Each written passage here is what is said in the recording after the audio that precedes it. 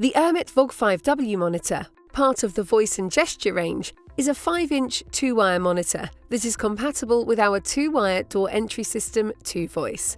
Let's unbox it.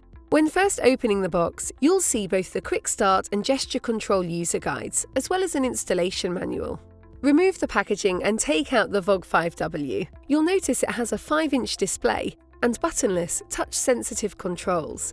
The primary controls, such as opening the door, muting the monitor, and answering or ending a call, are located just under the display, with the secondary controls, such as switchboard calling and viewing entry panel camera feeds, only visible after pressing the menu button. On the side of VOG 5W, you'll find raised reference notches for the visually impaired and a micro SD card slot. On the bottom of VOG 5W, you'll find the speaker with the microphone and IR sensor, which is used for gesture control, located on the top.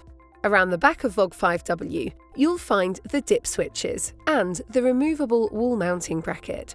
Heading back into the box, you'll see the fixing screws and connectors, which provide additional functionality such as extra ringtones and a panic alarm. And that's it.